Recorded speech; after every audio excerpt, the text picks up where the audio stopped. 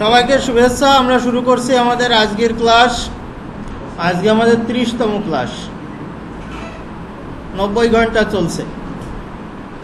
সুতরাং আমরা একটু আমাদের মাঝে মাঝে সিলেবাসের বাইরে গিয়েছি এবং বাইরে যাওয়ার পরে আমরা আজকেও কিছু এসকিউএল কমান্ড দেখব এবং কিভাবে ডেটাবেজে কাজ করতে হয় সেই জিনিসটা দেখব। তো আমাদের আমরা যে কাজটা করব সেটা হলো জাম্প সার্ভারটা আমরা চালু করব। আগে জাম্প সার্ভারটা চালু করব।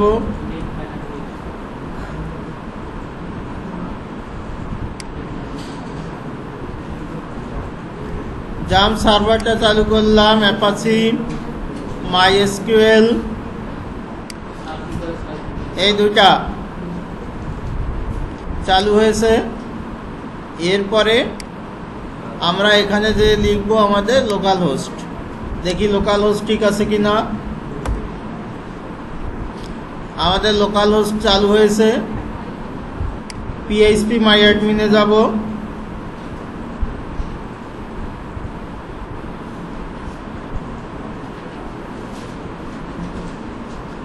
পিএইচপি মাই অ্যাডমিন চালু হলো। এখন ডেটাবেজে তৈরি করব। এখান থেকে নিউয়ে ক্লিক করতে পারি বা এখানে ডেটাবেজে ক্লিক করতে পারি। আমার ক্লিক করলে একটা ডেটাবেজ তৈরি হয়। অলরেডি আমাদের আছে এলআইসিটি নামে একটা ডেটাবেজ। এখন যদি আমার মনে হয় যে ডেটাবেজ কোনোটা আমার দরকার নেই, সেটা আমি মুছেও দিতে পারি। যেমন এলআইসিটি আমি এখান থেকে মোছার জন্য ড্রপ, এখানে কিন্তু শব্দটা হচ্ছে ড্রপ, ড্রপ দিয়ে দিলাম। আমার ডেটাবেজ চলে গেল, তাই তো? আমার এলআইসিটি যে ডেটাবেজ ছিল, আমার কি কি জিনিস চলে গেল কে জানে। ওখানে যা সেভ করা ছিল, এরকম বহুবার আমার সেভ জিনিস চলে যায়, সমস্যা নেই। আবার তৈরি করি, আবার যায়। কিরে যাস না তো? তো আমাদের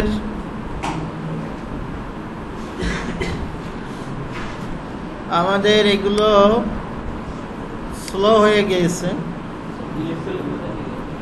না, লোডিং ফোডিং দিচ্ছে এখানে।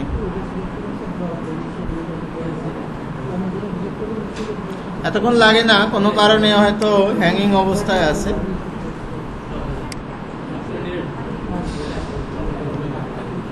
তো আমরা নতুন ডেটাবেজ তৈরি করে নিতে পারি। এখান থেকে ডেটাবেজের একটা নাম দিব। এলআইসিটি তো আগেই ছিল, যাই হোক ওখানে মুছছে না। এখানে ইউনিকোড যদি সাপোর্ট দিতে চাই, বিভিন্ন ধরনের ইউনিকোডের ফরম্যাট আছে। সিআই এটা দিতে পারি। ক্রিয়েট দেই।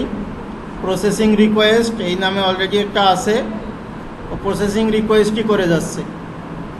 আর এটা কেটে দেই, দরকার হলে নতুন করে দেখি।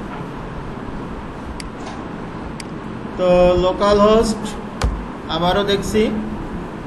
এরপরে বলছি পিএইচপি মাই অ্যাডমিন।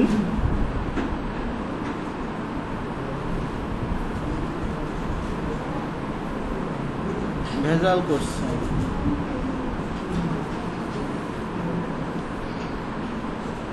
পিএইচপি মাই অ্যাডমিন একটা জিনিস খেয়াল রেখো।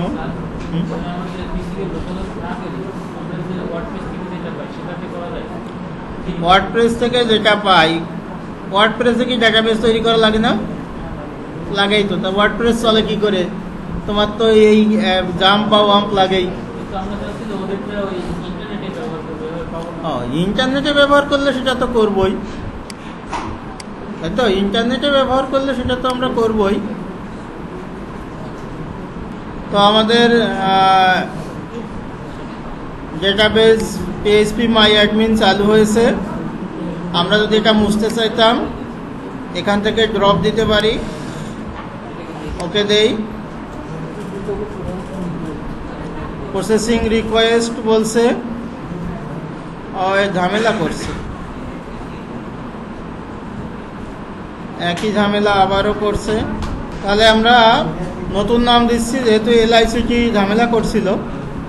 তো আমরা ব্যাচ 1 দিলাম, ক্রিয়েট দিলাম, আমাদের একটা ডেটাবেস ক্রিয়েট হয়ে গিয়েছে। এখন বলছে ক্রিয়েট টেবিল, তো আমরা একটা টেবিল ক্রিয়েট করব, স্টুডেন্ট নামেই করি।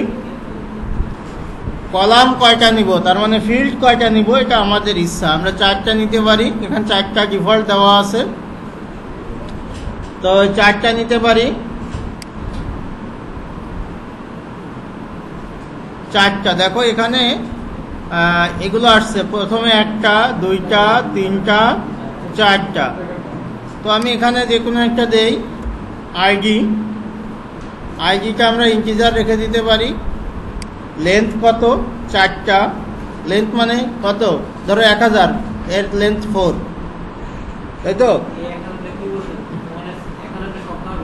না, 4 ডিজিটের 9999 পর্যন্ত লেখা যাবে, তাই তো 9999 পর্যন্ত আমরা লিখতে পারবো আইডির জায়গায়। এখানে দেখো প্রাইমারি কি বলে একটা কথা আছে, এটা দিতেই হবে এমন কোনো কথা নেই, কিন্তু প্রাইমারি কি ছাড়া একাধিক টেবিল তুমি কাজ করতে পারবে না। প্রাইমারি কি, ওই যে যেটা ইউনিক হবে। প্রাইমারি কি দিলাম, অটো ইনক্রিমেন্ট দিয়ে দিতে পারি। এআই হচ্ছে auto increment, AI auto increment, ক্রমান্বয়ে বাড়বে, নাও দিতে পারি, এটা সমস্যা না। 2 নম্বরে ধরো আমি নেম দিলাম, নেম কি ইন্টিজার হবে না, এটা ভেরিয়েবল ক্যারেক্টার, ভার ক্যারেক্টার। নাম কত দৈর্ঘ্যের হতে পারে, ধরো 20, তাই তো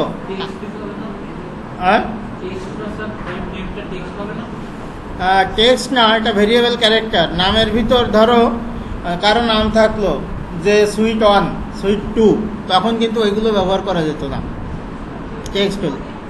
ভেরিয়েবল ক্যারেক্টার দেওয়া ভালো। আইডিও অনেকে ভেরিয়েবল ক্যারেক্টার দেয়, কারণ হচ্ছে আইডিতে অনেক সময় থাকে, ধরো ম্যাথ 001, তখন আর ম্যাথ লেখা যায় না ইন্টিজার লিখলে। আচ্ছা, তারপরে নাম থাকলো, তারপরে ক্লাস থাকলো, ক্লাসও ভেরিয়েবল ক্যারেক্টার হবে। এর ক্লাসের ইয়েটা 10 দিয়ে দিলাম। আর একটা হয়তো মোবাইল থাকবে, এটাও কিন্তু ভেরিয়েবল ক্যারেক্টার দিতে পারি, নাম্বারও দিতে পারি। ভেরিয়েবল ক্যারেক্টার দিলে যেটা হবে সামনে 0 নেওয়া যাবে, আর নাম্বার দিলে সামনে 0 নিবে না, বুঝতে পেরেছ? তো আমার ইচ্ছা আমি যেটা দিতে পারি। আর এটা 15 দিলাম, 11টা লাগে। তো আমাদের টেবিলের ফরম্যাটটা হয়ে গেল। সেভ দেই। না, এদিকে আর কিছু করা লাগবে না, আরও অ্যাডভান্সের কাজ। দেখো আমরা যেগুলো দিয়েছিলাম সেগুলো দেখাচ্ছে।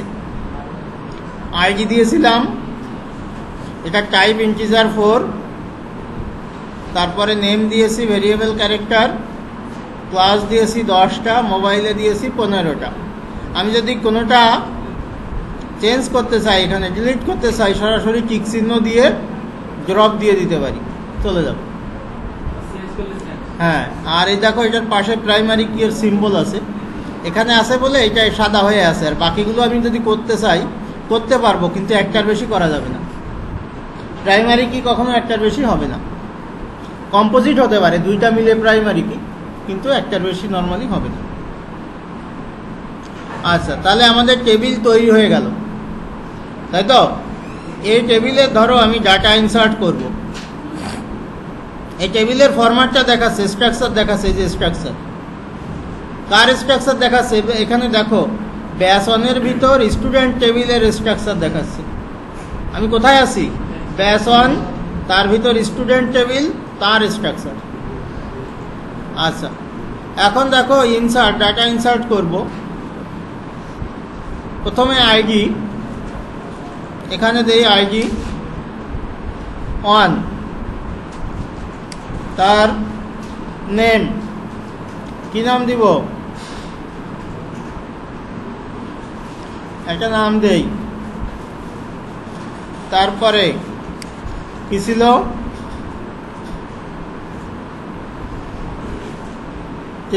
তৃতীয়টা কি ছিল, ক্লাস। আমি বললাম যে 6, তারপরে মোবাইল, যা হয় একটা দিলাম, গো।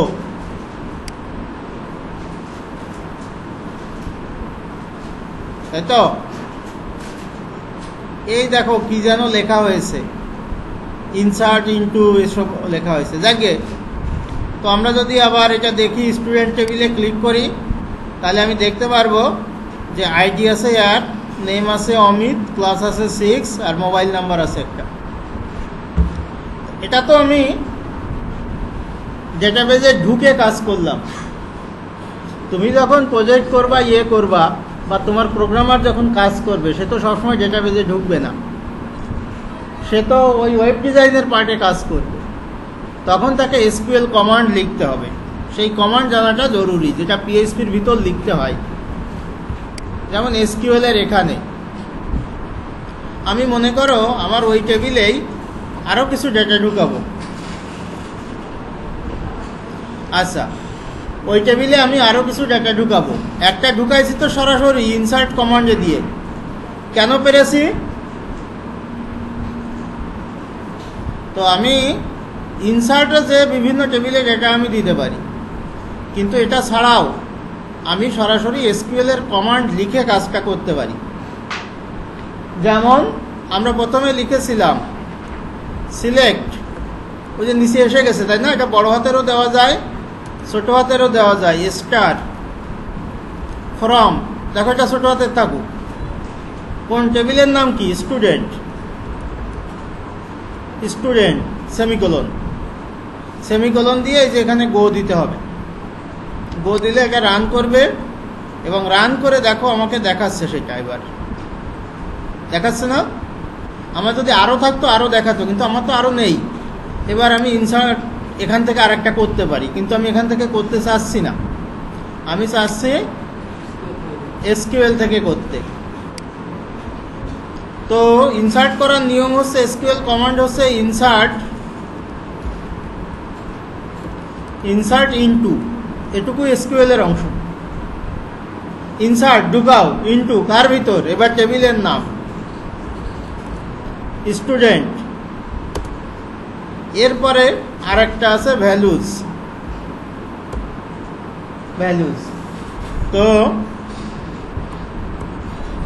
দেখছো যে আমার এইটা, যেটা আমার জিনিস, সেটা কালো হয়ে আছে, অন্যগুলো অন্য কালার হয়ে আছে, পিঙ্ক কালার হয়ে আছে। ভ্যালুগুলো কি কি? এই যে কলামগুলো, এটা 4টা ছিল না?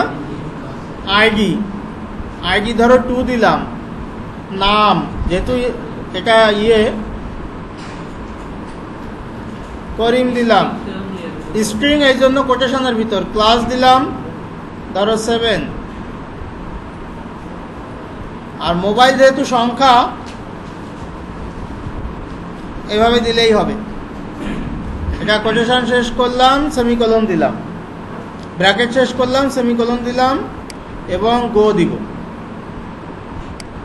কি লেখা দেখায়? অন রো ইনসার্টেড, একটা রো টেবিলে ঢুকেছে, তাই তো? আচ্ছা, আমি এই লিখেছিলাম, এটার কারণে ঢুকেছে। আমি যদি এটা দেখতে চাই এখন দুইটাই আছে কিনা, তো এটা ওদের একটা দেওয়া আছে অটোমেটিক, আমি এটা দিব না, আমি আমারটা দিব। Select star from student semicolon, এবার দিলে দুইটা আসবে।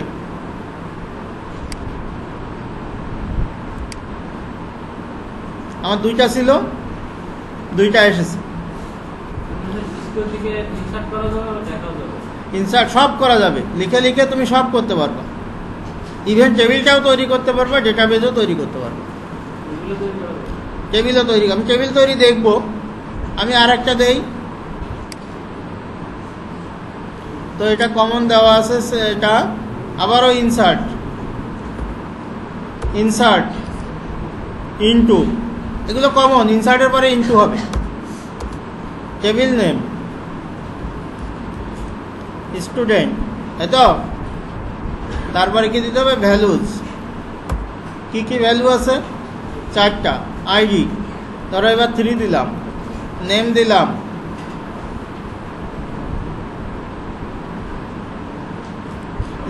দেখি রং সং মেখে আসে, দিয়ে রাখি।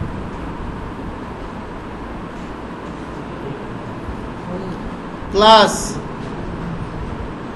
আর ক্লাস হচ্ছে 1, আর মোবাইল হচ্ছে এটা। এখন গো দেই।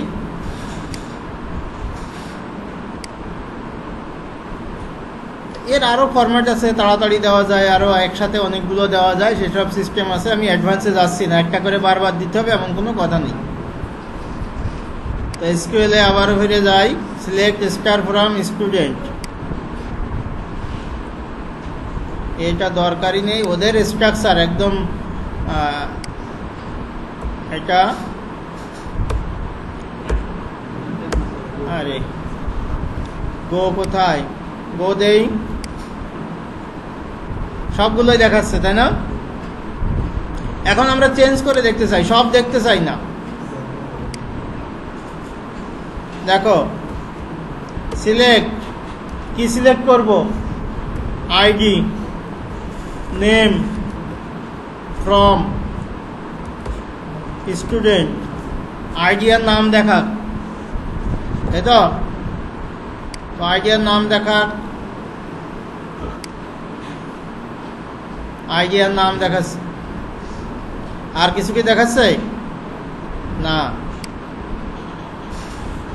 এবার দেখো আর একটু ঘুরাই পেঁচাই লিখি,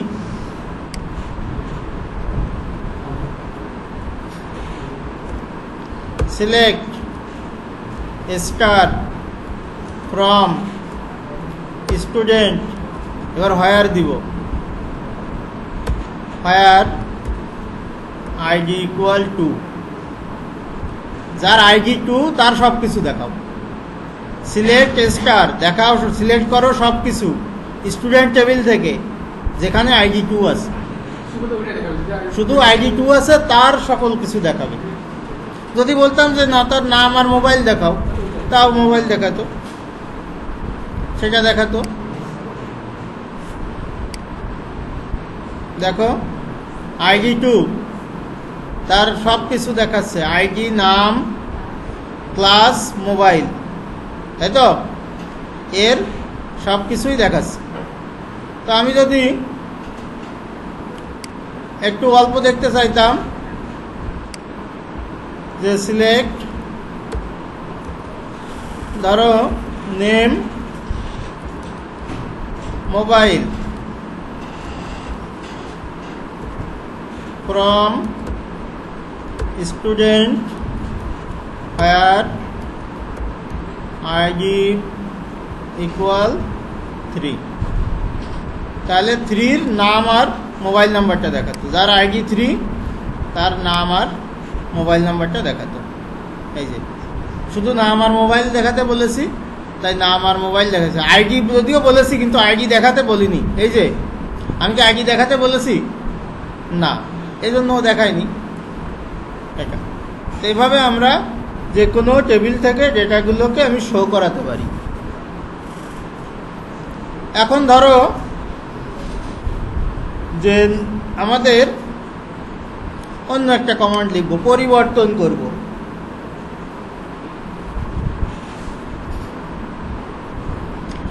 তো পরিবর্তনটা করব কি?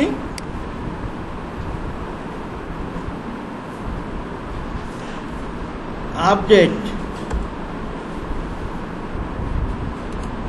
কোন টেবিল আপডেট হবে? স্টুডেন্ট। কি যেন ভুলে গেছি, সেট, সেট করতে হবে। ধরো নেম, নেম না, এটা সিলেক্ট করা লাগবে না।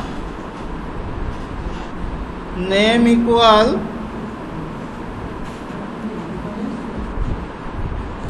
ধরো এই নাম ভুল ছিল, হোয়ার আইডি ইকুয়াল 3। যার আইডি 3 তার নাম সেট করে দাও। এখন এইটা আগে যা থাকে থাকুক।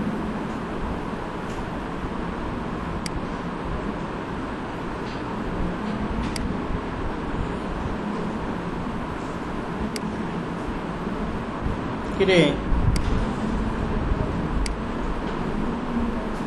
অন রো এফেক্টেড, তাই তো? তার মানে কাজ হয়েছে। হয়েছে কিনা কি করে বুঝবো? এবার সব দেখি। সিলেক্ট অল ফ্রম স্টুডেন্ট, এটা তো দেখলেই এখন ক্লিয়ার হবে যে আইএ না ও আইএ আছে, যার আইডি 3 এই যে চেঞ্জ হয়ে গিয়েছে। তো আমরা যখন কোনো কিছু লিখে সার্চ দেই তখন ওটা ডেটাবেস থেকে এরকম একটা এসকিউএল জেনারেট হয়। সেই এসকিউএলটা ডেটাবেসের কাছে যায়, ওখান থেকে সিলেক্ট করে যা পায় সেটা আমার সামনে শো করে। কথা বুঝেছ? এটা আমার সামনে শো করে। এর আগে আমি বলছিলাম যে আমি যদি চাই যে আমি একটা তৈরি করব, টেবিল তৈরি করব, টেবিলটাও তৈরি করতে পারবো। তো আমরা এসকিউএলে যাই, আমি দিলাম ক্রিয়েট টেবিল, ক্রিয়েট টেবিল। কি নামে টেবিল করব? এটা স্টুডেন্ট ছিল, আর একটা রেজাল্ট তৈরি করি, রেজাল্ট।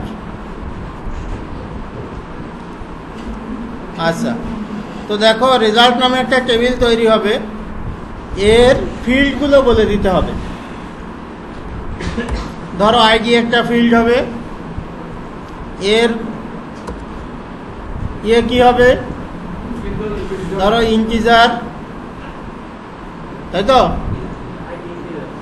ID integer. তারপরে ধরো আরেকটা টেবিল হবে, আরেকটা কলাম হবে, ধরো মার্কস নিলাম, যার ইয়েটা হবে এটাও ইন্টিজার। আরেকটা হয়তো হলো যে জিপিএ, এর ইয়েটা হবে, নাম্বার দিতে পারি, নাম্বার দিলে সবই নেয়। এই ইন্টিজার যে বলতে হবে এটা কয় ক্যারেক্টারের, এটা বলতে হবে যে এটা 4। মার্কস যদি ইন্টিজার হয় এটা তো ভগ্নাংশ হবে না, এটা ধরো 3 ডিজিটের। আর এটা যে নাম্বার এটা হবে, তো এটা 4 ডিজিট দিয়ে দেই, নেয়ার এত। এবং এর পরে কি হবে? এখানে ক্লোজ হবে, তারপরে এটা সেমিকোলন হবে। কিন্তু নাম্বারটা আসলে নিচ্ছে না কোনো কারণে, বলছে যে এটা আনক্যাটাগরাইজড ডাটা টাইপ নাম্বার। তো এটা ওরা কলে করেছিলাম, এখানে হয়তো নাম্বার নেয় না, দেখি ফ্লোট নেয় কিনা। ফ্লোট নিয়েছে, ভগ্নাংশ। তো আমরা নিয়েছে, একটা টেবিল তৈরি হবে রেজাল্ট নামে, যাতে আইডি থাকবে, মার্ক থাকবে এবং জিপিএ থাকবে, তাই তো? এমটি 0 রোস। তো এটা তৈরি হয়েছে রেজাল্ট নামে, এই যে এখানে দেখো এটা রেজাল্ট নামে একটা তৈরি হয়েছে, আইডি, মার্কস, জিপিএ এগুলো আসছে। এভাবে আমরা একটা টেবিল আমরা তৈরি করতে পারি। আচ্ছা, এখন টেবিলটাকে যদি আমি ডিলিট করতে চাই, তাহলে টেবিলটা বড় জিনিস, তো এটা ডিলিট না বলে ড্রপ বলে। ড্রপ টেবিল, টেবিল নেমটা বলে দিতে হবে রেজাল্ট। রেজাল্ট নামে যে টেবিলটা আছে এই টেবিলটা ড্রপ করছি। ড্রপ বলতে এখানে ডিলিটকে বুঝাচ্ছি। তাহলে দেখো এটা নেই, এখান থেকে মুছে গিয়েছে। তাহলে আমরা দেখলাম যে কিভাবে ডেটাবেস তৈরি করতে হয়, ডেটাবেসে কিভাবে আমরা টেবিল তৈরি করতে পারি, এই টেবিলে কিভাবে ডাটা ঢুকাতে পারি, সেই ডাটা আবার আপডেট করতে পারি, ডিলিট করতে পারি, টেবিল ধরে ডিলিট করতে পারি। তো এভাবে আমরা এসকিউএল এর কমান্ডগুলো ব্যবহার করতে পারি। এই এসকিউএল এর কমান্ডগুলো আসলে লিখতে হয় পিএইচপির ভিতরে, পিএইচপির ভিতরে লিখে তারপরে কাজ করতে হয়, তখন এই কোডগুলো কাজ করে। যেমন আমরা যখন রেজিস্ট্রেশন করি তখন রেজিস্ট্রেশন যে আমরা ইনপুটগুলো দেই, বিভিন্ন জিনিস যে ইনপুট দেই বা ছবি দেই, এই ছবিগুলো যখন আমরা সাবমিট করি তখন আসলে এইরকম এসকিউএল জেনারেট হয়। এবং এসকিউএল করে কি, সার্ভারে যে ওই যে ডেটাবেজের যে টেবিল আছে সেই টেবিলের ভিতরে এগুলো ইনসার্ট করে দেয়। এরপরে যখন আমরা দেখি বা ওগুলো কাজ করি তখন ওটা আবার ওই যে সিলেক্ট করে, সিলেক্ট, স্টার, ফ্রম, এই সমস্ত লেখা থাকে, এগুলো দিয়ে আমরা কাজ করি এবং ফলাফলগুলো পেয়ে যাই।